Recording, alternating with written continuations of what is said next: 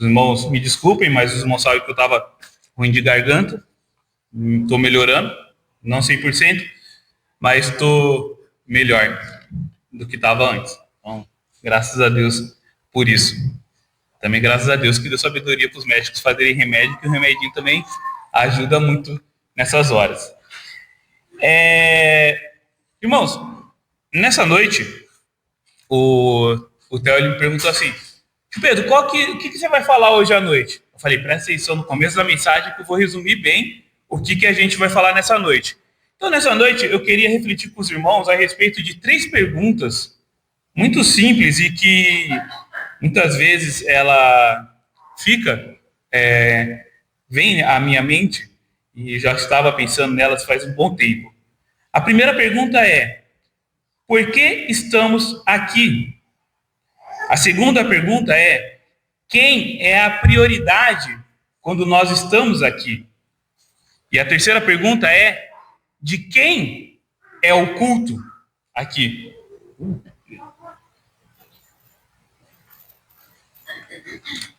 Então, por que estamos aqui? Quem é a prioridade? E de quem é o culto que nós prestamos aqui? E creio que todos sabemos que a resposta para essas 3 perguntas é simplesmente Deus. Estamos aqui para adorar a Deus. A prioridade de estar aqui é de Deus e não a minha. E o culto, ele é realizado para Deus e não para mim mesmo. E nós vamos decorrer durante essa noite, diante dessas 3 perguntas. Mas antes disso, vamos orar mais uma vez? Senhor Deus e Pai, obrigado, Senhor, por esse dia. Somos gratos a Ti, ó Pai, por podermos chegar até a Tua casa, Senhor. Louvar cânticos, ó Pai, que exaltam o Teu nome, ó Pai. Cânticos, ó Pai, que já foram entoados, ó Pai, antes mesmo de nós nascermos, ó Pai, pedindo para o Senhor sondar os nossos corações, ó Pai, e ver se é em nós algo decente, ó Pai, que possa ser usado para Ti, ó Pai, e por Ti, Senhor. Senhor Deus, abençoe este culto, ó Pai, a reflexão na Tua palavra, Senhor, que Teu Santo Espírito possa agir, ó Pai, em nossas vidas, ó Pai, que Ele possa ter liberdade, Senhor, de nos chamar a atenção para aquilo que devemos ser chamado a atenção, ó Pai, que possamos, ó Pai, glorificar o Teu Santo Nome em tudo aquilo que fazemos, ó Pai, e falamos, Senhor. Abençoe-nos durante essa meditação. Que eu oro e peço em nosso Filho Jesus. Amém. Bom, como eu disse, então, eu queria meditar um pouco sobre esses 3 motivos né, que nós podemos colocar que nós, como cristãos, vivemos. E por que eu cheguei até essas 3 perguntas para nós refletirmos nessa noite? Porque muitas das vezes nós acabamos ficando acostumados e acomodados com as nossas rotinas diárias e acabamos esquecendo o verdadeiro sentido de algumas atividades que nós realizamos em nossas vidas e as suas prioridades que ela tem. Por exemplo, passamos muito tempo, talvez as crianças e os jovens, jogando videogame ou vendo redes sociais, o Instagram, vendo vídeos no YouTube, e deixamos as tarefas do dia a dia de lado e depois de um tempo nos perguntamos o que nós estamos fazendo, ou perguntamos quanto tempo nós perdemos com algo que não nos levou a lugar nenhum, nos deu uma satisfação muitas vezes momentânea, mas não nos levou a lugar nenhum. Às vezes a pia está cheia de louça e eu estou preocupado em fazer outras coisas ou distraído com outras coisas e esqueço das prioridades da minha vida cotidiana. E creio que isso também seja verdade quando nós falamos da nossa vida espiritual, do nosso relacionamento entre nós e o nosso Deus. Muitas vezes deixamos esse relacionamento de lado, né? Deixamos de escanteio para poder ter outras coisas como prioridade. Somos rápidos em substituir tarefas básicas por outras coisas não tão básicas assim. E isso, não estou querendo pegar no pé de ninguém, mas para mim mesmo, muitas vezes eu deixo de fazer as minhas atividades para poder fazer algo que me agrada e não me acrescenta em nada nessa vida. Às vezes um momento ali só de descontração, mas logo já passa. E pensando para nós cristãos, a nossa vida, ela deveria ser baseada em uma única frase, que já foi dita várias e várias vezes aqui na igreja, que é a primeira pergunta do Catecismo de Westminster, que está baseado a resposta em 1 Coríntios 10, 31, se você quiser abrir sua Bíblia e acompanhar. E qual que é essa única frase? Os irmãos sabem? Qual que é? Como? O fim do todo homem e a resposta. Eu quero a resposta. Glorificar a Deus e gozá-lo para sempre. Então essa é uma frase que ela tem que estar em nossa vida, e em nossa mente, em nossos corações, para que possamos sempre lembrar disso, que o nosso dever nessa vida é glorificar a Deus e gozá-lo para sempre. E a resposta está baseada em 1 Coríntios 10, 31, que diz assim: portanto, quer vocês comam, quer bebam, quer façam qualquer outra coisa, façam para a glória de Deus. Então, essa frase, o que ela significa? É glorificar a Deus em todos os aspectos da nossa vida. É glorificar a Deus desde a nossa adoração, quando nós acordamos, desde a nossa obediência a Ele e a Sua palavra, até as nossas ações diárias, como lavar uma louça, levar o lixo para fora, fazer o almoço, cuidar dos filhos. Então, em tudo nós devemos glorificar a Deus e gozá-lo para todo sempre. Encontrar plena satisfação e alegria eterna na presença de Cristo. Repare que a gente não distingue em momento nenhum uma vida secular de uma vida cristã. E o pastor Fábio falou isso no domingo passado, quando ele falou a respeito da Páscoa.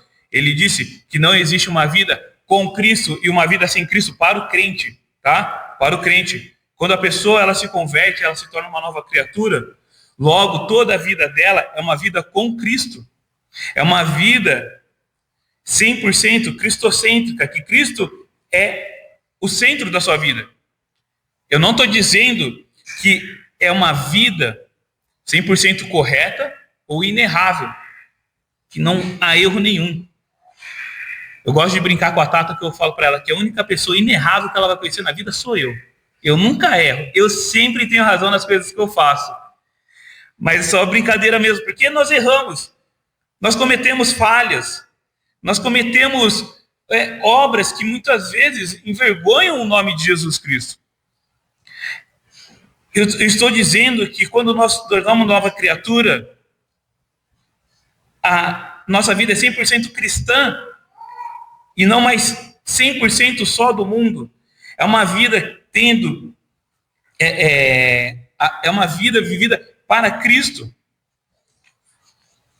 E vamos abrir nossa Bíblia em Colossenses, capítulo 3, versículo 10, e o versículo 11, a segunda parte do versículo. Eu vou ler bastante versículos hoje, para justamente enfatizar e ver esses 3 pontos, o que a Bíblia fala, e ela fala a respeito disso. Então, Colossenses 3, versículo 10, e o versículo 11, o final do versículo 11, diz assim: revistam-se da nova natureza, sejam renovados à medida que aprendem a conhecer seu Criador e se tornam semelhantes a Ele. Final do versículo 11, Cristo é tudo o que importa. Ele vive em todos. O em todos aqui é todos aqueles que já nasceram de novo, já são nova criatura. Então vejam que uma vida 100%, uma nova criatura, uma vida 100% cristã, ela não é uma vida tirada, sem erros. O próprio versículo que nós lemos, sejam renovados à medida que aprendem a conhecer a Cristo. Nós devemos sempre buscar aprender mais e mais de Cristo.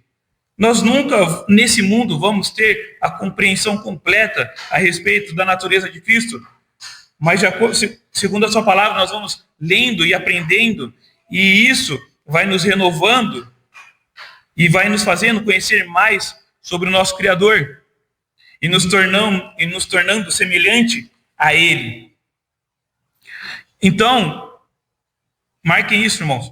Ser uma nova criatura não significa não errar, mas significa você aprender com Cristo e desenvolver a sua fé e a sua vida cristã ao longo do tempo. Também não é aquele negócio, eu sou uma nova criatura, eu erro mesmo, fazer o que e tal, mas vive só errando e nunca procura uma melhoria no seu modo de viver para poder refletir a Cristo. Vive só se enganando. Muitas vezes, Deus não é o centro de nossas vidas, nem da nossa adoração, e terminamos dando a Ele o restante de nós, e não o nosso melhor que nós podemos dar a Ele. Muitas vezes nós damos a Ele o restante do nosso tempo, pois estamos ocupados, como eu disse, com coisas menos importantes durante o dia. E quando eu chego para poder prestar um culto de adoração a Deus, eu chego cansado demais, porque meu dia foi tão corrido com tantas outras coisas que eu já não tenho mais força para querer ler a Bíblia, para querer ir numa reunião, para querer orar. E aí acontecem aquelas orações que muitas vezes nós fazemos, aquelas orações rasas, né? Senhor, abençoe o meu dia. Senhor, obrigado pela minha noite. Amém. E nós não temos essa comunhão com Deus porque nós acabamos ficando cansados e desgastados com as distrações que o mundo oferece. E quase como uma justificativa para nós mesmos, nós acabamos colocando em nossas mentes que o importante mesmo é eu adorar a Deus e estar na presença dos irmãos. E realmente é importante isso. Hebreus, capítulo 10, versículo 25, ele fala exatamente isso, que nós devemos congregar, né? Não deixem de congregar como alguns fazem. Hebreus 10, 25, diz assim: e não deixemos de nos reunir como fazem alguns, mas encorajemo-nos mutuamente, sobretudo agora que o dia está próximo. Então, a Bíblia ela nos encoraja realmente a estarmos congregando, mas Deus, Ele pede que demos a Ele o melhor de nós. Lembrando que o nosso melhor não é algo que nós damos a Deus para sermos aceitos por Deus. Isso não tem nada a ver. A aceitação, nós somos aceitos por Deus por meio do reconhecimento do sacrifício de Jesus na cruz. A Bíblia diz que Jesus é o único caminho, a única verdade e a vida. E para chegar até a Deus é somente por meio de Jesus Cristo e não pelas nossas boas ações ou por meio de outros deuses, por santos. Somente Jesus é que salva. João 14,6, que é o versículo que está atrás da tela. Disse-lhe Jesus: eu sou o caminho, a verdade e a vida. Então, nós damos o nosso melhor a Deus não para sermos aceitos ou para termos uma moeda de barganha com Deus. Falar: Senhor, estou te dando o meu melhor, eu quero que o Senhor me dê o seu melhor também para retribuir a boa ação. Não é isso, mas sim é uma gratidão constante pela salvação que Cristo Jesus nos oferece. A nossa vida tem que ser uma ação de graça contínua, porque Cristo Jesus fez na cruz por nós, né? E o que ele fez na cruz por nós? Ele nos salvou da condenação eterna. Vamos abrir nossa Bíblia em Êxodo, capítulo 28, que a gente agora vai lá para o Antigo Testamento. E Êxodo, nós vemos no capítulo 28, nós vamos ver o versículo 3 daqui a pouco, mas nós vemos que Êxodo, desde ali do versículo 26, 27, 28 e até um pouquinho mais adiante, Deus ele está dando instruções para a construção do tabernáculo e das vestes sacerdotais que deveriam ser usadas. Vamos ler lá Êxodo 28, versículo 3, que diz assim: instrua todos os artesãos habilidosos que eu enchi de espírito de sabedoria, a fim de que confeccionem a Arão roupas que o consagrarão como sacerdote para meu serviço. Versículo 3, nós vamos tirar algumas lições desse versículo. A primeira dela é que Deus, ele nos capacita com habilidades para realizarmos tarefas neste mundo. Ele nos capacita para fazermos coisas que alguns têm mais habilidade e outros nem tantas. Para alguns, Deus ele dá capacidade de costura, outros ele dá uma capacidade mais fácil de música, administração. Nós vemos na Bíblia que Pedro, Tiago e João, eles eram pescadores. Deus deu capacidade para ele para pescar. Em Êxodo, eu não marquei aqui, mas em Êxodo, nós vemos que Deus ele deu também aos descendentes de Caim a capacidade de realizar atividades no mundo. Gênesis 4, versículo do 19 em diante, ele fala assim, que Lameque se casou com 2 mulheres, a primeira chamava Ada e a segunda Zilá. Ada deu luz a Jabal. Ele foi precursor dos que criam rebanhos e moram em tendas. Ou seja, ele era fazendeiro. Seu irmão chamava Jubal, o precursor do que tocam harpa e flauta, músico. Zilá, a outra mulher de Lameque, deu luz a um filho chamado Tubal-Caim, que se tornou um mestre em criar ferramentas de bronze e ferro. Ou seja, ele era ferreiro. Então Deus ele dá capacidade para as pessoas realizarem tarefas durante o dia. Verso 3, ele diz que Deus escolhe artesãos habilidosos. Então eles já eram pessoas que tinham essa habilidade, mas eles foram enchidos por Deus, pelo Espírito de sabedoria, para realizarem a tarefa de confecção das vestes sacerdotais. Veja que Deus ele não pediu em momento nenhum que quem realizasse a confecção das vestes fosse uma outra pessoa, um caçador, ou fosse um pescador, que no deserto era meio complicado, né? Tem muito pescador, mas provavelmente deveria ter alguém ali que conseguia, tinha essa habilidade antes. Então Deus ele pede para que aquele que tinha habilidade de artesão fizesse as vestes sacerdotais. Ele deu sabedoria para aquelas pessoas naquela arte. E com isso nós podemos entender que Deus ele dá a cada um uma habilidade a ser usada. E aos crentes, aqui entra um ponto importante, ao crente ele dá essa mesma habilidade para ser usada para a obra de Cristo. É isso que separa a diferença do cristão para o não cristão. O não cristão pode ter a mesma habilidade que o crente, ou ser até melhor naquilo que o crente, mas o crente ele faz para agradar e honrar ao seu Deus. Já o não cristão, ele usa para conseguir seu lucro do dia a dia. Deus ele dá a cada um a habilidade a ser usada na sua boa obra.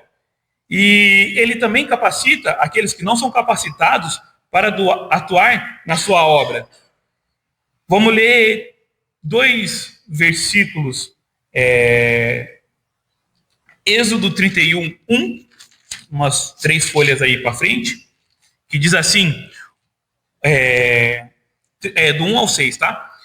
Ele diz assim: o Senhor disse a Moisés: veja, escolhi especificamente Bezalel, filho de Uri e neto de Ur, da tribo de Judá. Enchi-o do Espírito de Deus e lhe dei grande sabedoria, habilidade e perícia para trabalhos artísticos de todo tipo.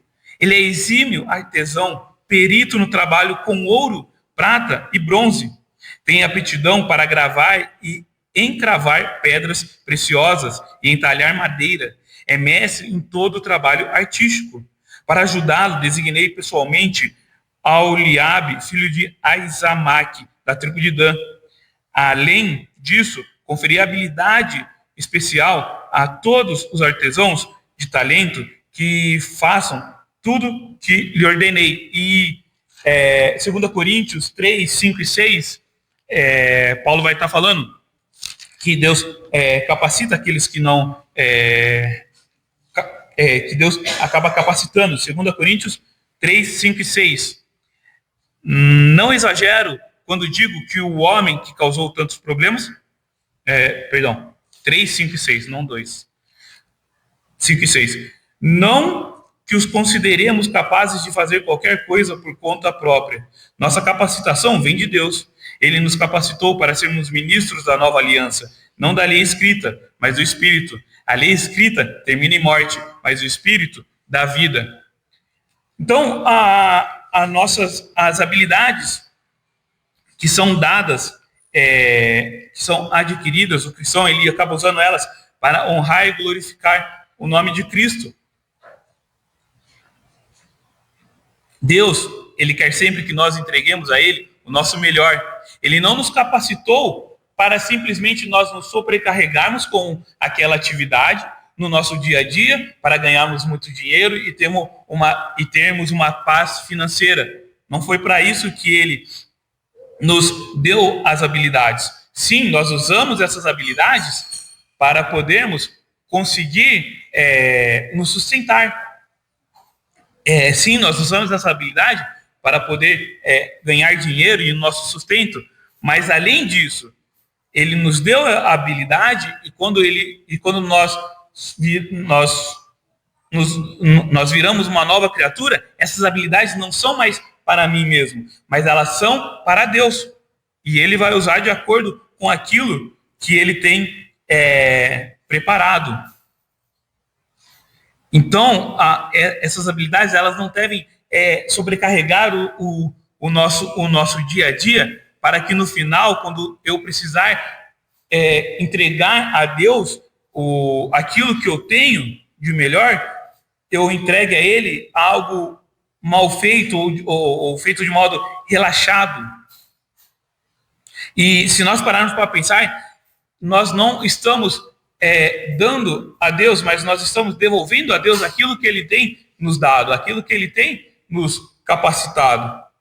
Nós estamos devolvendo a Ele o pouco que Ele tem feito por nós, e o pouco que Ele nos deu, né? Nós não devemos oferecer ao nosso Deus uma oferta de desprezo ou uma oferta de obrigação por algo. 1 Samuel, capítulo 2, versículo 17. 1 Samuel 2, 17. Do versículo 12 até o versículo, até o final do capítulo, Deus está falando a respeito dos filhos de Eli e que eles eram perversos. Olha o que fala o versículo 17. O pecado desses homens, o pecado dos filhos de Eli, era muito mais sério aos olhos do Senhor, pois eles tratavam com desprezo as ofertas para o Senhor. Aqui o contexto era: as pessoas chegavam e iam oferecer a sua oferta ao Senhor, seu sacrifício ao Senhor. Chegava então o servo do sacerdote com um garfo grande e falava: tudo que o garfo pegar vai ser meu. E o Senhor está falando que esse desprezo que ele tinha pela oferta do Senhor, ele é pecado. É pecado. Atos 5, versículo de 1 a 4, nós vamos ler, ele vai falar a respeito de Ananias e Safira, né? Atos 5, de 1 a 4. Ele fala assim: havia, porém, um homem chamado Ananias, que com sua esposa Safira vendeu uma propriedade. Levou apenas parte do dinheiro aos apóstolos, mas com a aprovação da esposa, afirmou que aquele era o valor total e ficou com o restante. Então Pedro disse a ele: Ananias, por que você deixou Satanás encher seu coração? Você mentiu para o Espírito Santo quando guardou parte do dinheiro para si. A propriedade era sua, vender ou não, como quisesse. E depois de vendê-la, o dinheiro era seu também, para entregar ou não. Como pode fazer uma coisa dessa? Então, aqui, Pedro está falando para Ananias, Ananias, a terra era sua, você não precisava vender. Você vendeu, o dinheiro era seu, você não precisava vir aqui dar. Mas você veio dar falando que era tudo que você tinha. Você não precisava nem falar que era tudo que você tinha. Você podia só simplesmente chegar aqui e entregar sua oferta. Mas não, você quis enganar a Deus. Quis oferecer a Deus uma oferta como se você fosse uma pessoa: olha, estou dando tudo aqui que eu tenho para o Senhor. Mas não era isso que estava acontecendo. Você está querendo enganar o Senhor. E aí, ao decorrer do capítulo 5 até o versículo 11, nós vemos tanto que Ananias como Safira acabam morrendo. Então, a nossa oferta para Deus, ela não tem que ser uma oferta de desprezo, fazer por uma obrigação. Nossa, vai ter um evento especial na igreja, vou ter que ir lá ajudar. Eu queria fazer outra coisa. Nossa, queria, sei lá, ir passear em, sei lá, Águas de Lindóia.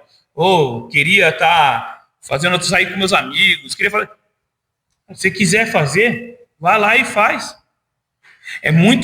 Deus se agrada muito mais daquele que dá a Deus com alegria do que aquele que faz por uma certa obrigação com Deus. Nós fomos criados por Deus para render glória a Deus em tudo que nós fazemos, irmãos. Nós lemos Isaías 43, nós lemos o versículo 22, mas eu queria ler também o versículo 21 de Isaías 43, que diz que o Senhor Jesus diz que este é o meu povo, né? Isaías 43, 21, ele diz assim: formei este povo para mim mesmo um dia. Para mim mesmo, um dia ele me honrará perante o mundo. E vamos ler também Efésios 1, do 11 ao 12. Efésios,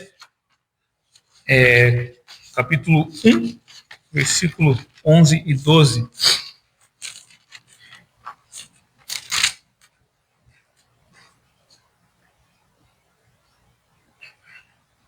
Efésios 1, versículo 11 e 12 diz assim: além disso, em Cristo, nós nos tornamos herdeiros de Deus, pois ele nos predestinou conforme seu plano e faz que tudo ocorra de acordo com sua vontade. O propósito de Deus era que nós, os primeiros a confiar em Cristo, louvássemos a Deus e lhe dessemos glória.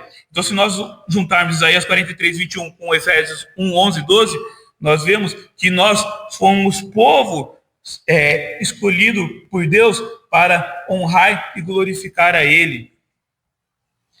Isso mostra que a prioridade em nosso culto é Deus e não nós mesmos.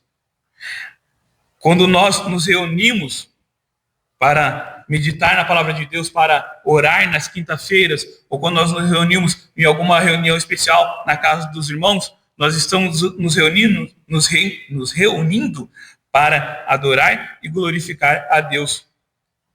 E isso torna Deus a prioridade do nosso culto e não nós mesmos. Não existe nada importante durante um culto a Deus do que entrar na presença de Deus e desfrutar da sua companhia naquele momento. Deixar as coisas que estão acontecendo ao nosso redor de fora e render um culto de adoração ao nosso Deus. Tudo bem que às vezes é difícil nós chegarmos num culto e acontecendo desastres em nossas vidas, nós deixarmos de lado para render um culto de adoração a Deus, mas nós devemos então render um culto a Deus, pedindo para o Senhor, Senhor, acalma o meu coração, Senhor, envia o teu Santo Espírito para aquietar a minha mente, para que eu venha a dar a Ti um louvor e uma adoração que o Senhor merece. Vamos imaginar que estamos ainda no Antigo Testamento e para poder entrar na presença de Deus, dentro dos Santos dos Santos, se nós entrássemos na presença de Deus, dentro dos Santos dos Santos, resultasse em morte. Se nós entrássemos de qualquer jeito. Perdão, vou repetir. Imaginemos se ainda fosse como no Antigo Testamento, e entrar na presença de Deus, dentro dos Santos, de qualquer jeito, resultasse em morte. Como nós estaríamos hoje? Levítico 16, 1 e 2, ele fala disso. Ele fala que os filhos de Arão entraram na presença do Senhor de qualquer jeito e foram mortos. Vamos ler lá. Levítico capítulo 16, versículo 1 e 2. O Senhor falou com Moisés depois que os filhos de Arão morreram ao entrar na presença do Senhor. Disse o Senhor a Moisés: avise seu irmão Arão que não entre quando bem entender no lugar santíssimo, atrás da cortina interna. Se o fizer, morrerá. Então não era entrar de qualquer jeito, ou entrar de qualquer maneira ali no Antigo Testamento. Mas graças a Deus que hoje, pelo sacrifício de Jesus, nós podemos entrar na presença de Deus. Mas também ainda não é de qualquer jeito que nós entramos. Não é de qualquer modo. Mas sim com o coração sincero e plena confiança que a nossa consciência culpada, ela foi purificada por Deus. Hebreus, capítulo 10, os versos 19 a 21, o autor, ele nos ensina isso.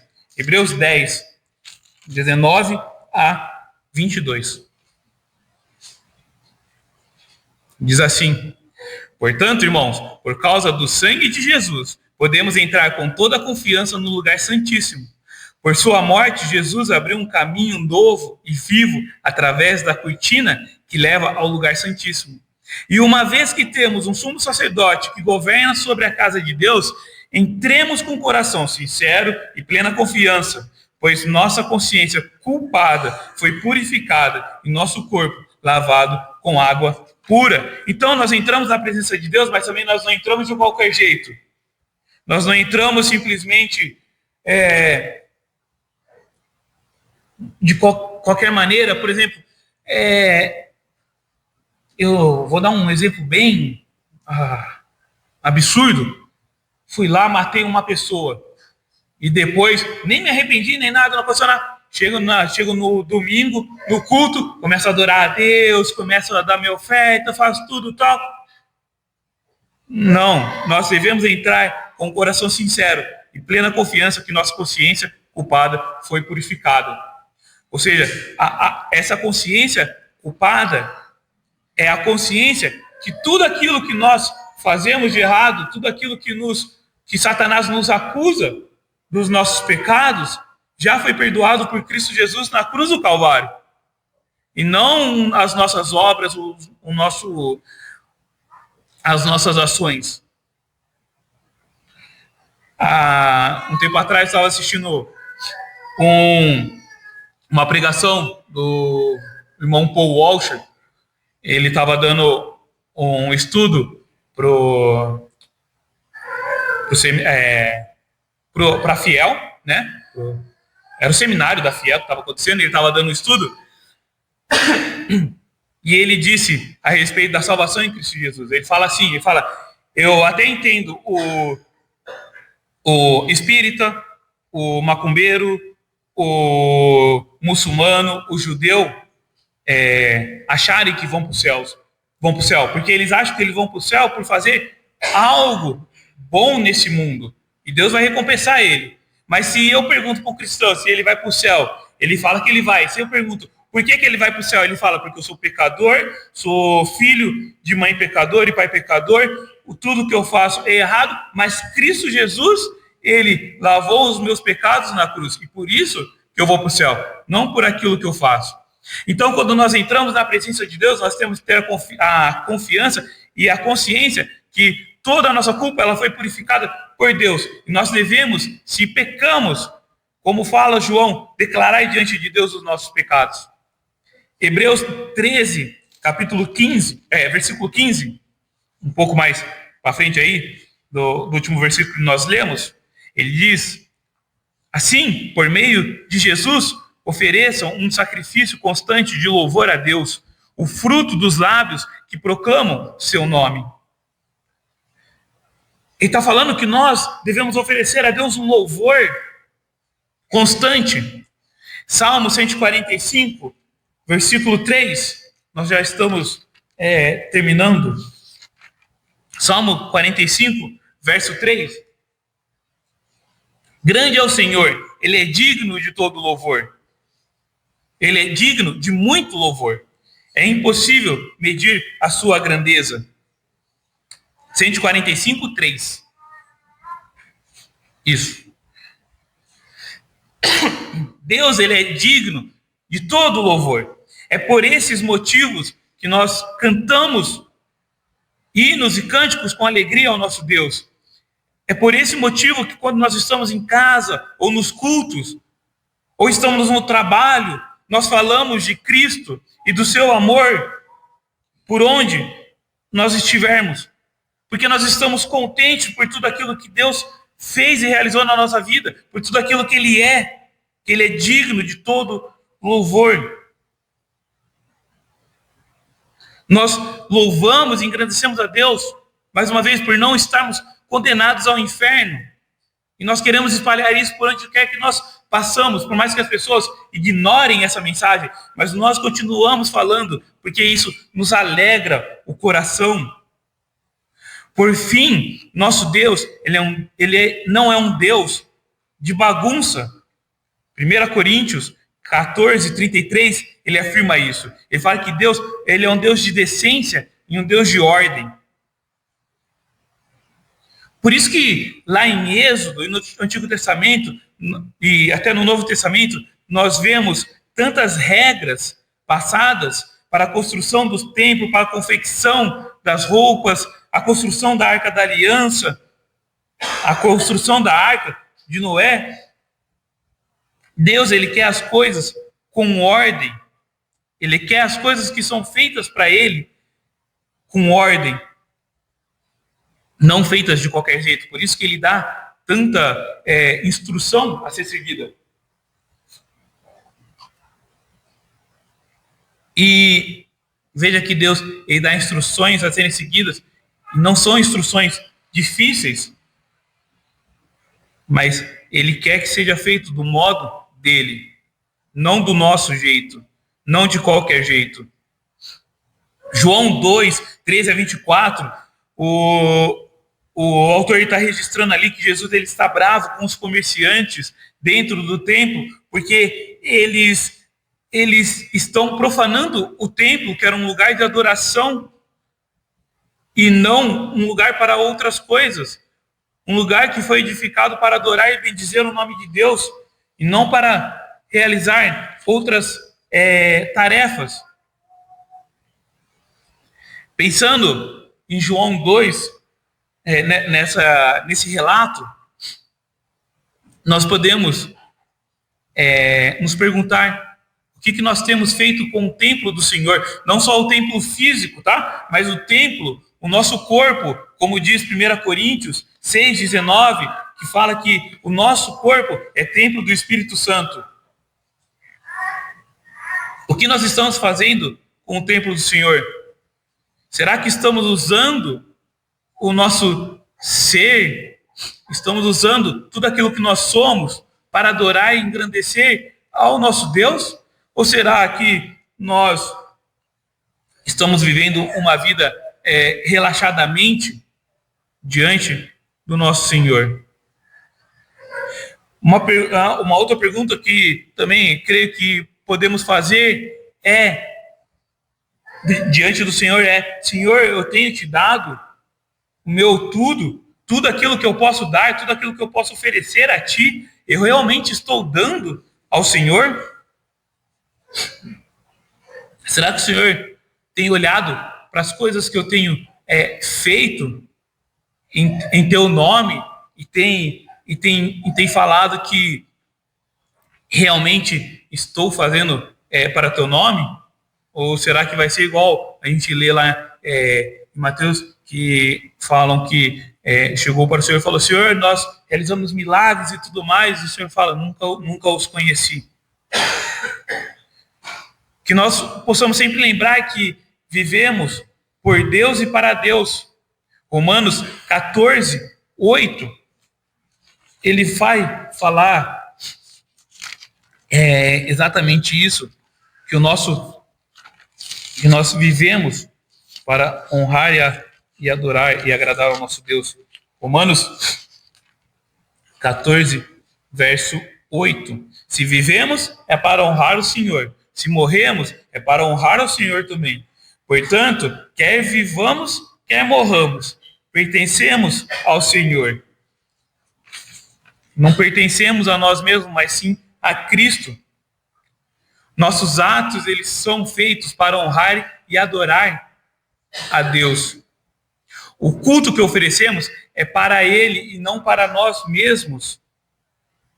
A palavra de Deus é a verdade e nela eu devo me submeter para honrar ao meu Deus. Nós só podemos oferecer um culto aceitável porque Cristo abriu o caminho para que isso fosse possível.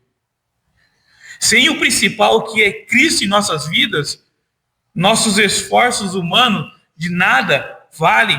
Efésios 2, 8 e 9 fala que as nossas boas obras, nossas boas ações, elas de nada valem para agradar a Deus, para a salvação. Então, Cristo, ele abriu esse caminho. Sem Cristo, se a gente tira Cristo da equação, nada disso é possível. O que as pessoas oferecem a Deus sem Cristo só são boas ações e nada mais. A questão é, estamos dando a Deus o tudo nosso ou somente fazendo o mínimo ali só para agradar a Deus? No futebol a gente vê muito disso. O jogador, ele está desanimado com o time e ele já não corre mais, já não toca mais, já não chuta, já não faz nada. Faz só o mínimo, que é ficar em pé dentro do campo. Será que nós estamos nesse ponto com o nosso Deus, de só fazer o mínimo a Deus, e isso simplesmente já basta para nós? Ele não merece o nosso melhor, porque Ele é um Deus carente que necessita que nós ofereçamos a Ele aquilo de melhor que nós temos, porque Ele está carente por atenção. Não é isso. Ele quer o nosso melhor porque Ele é digno, como nós lemos em Salmos 145:3. Ele é digno de todo o louvor e de toda a nossa adoração.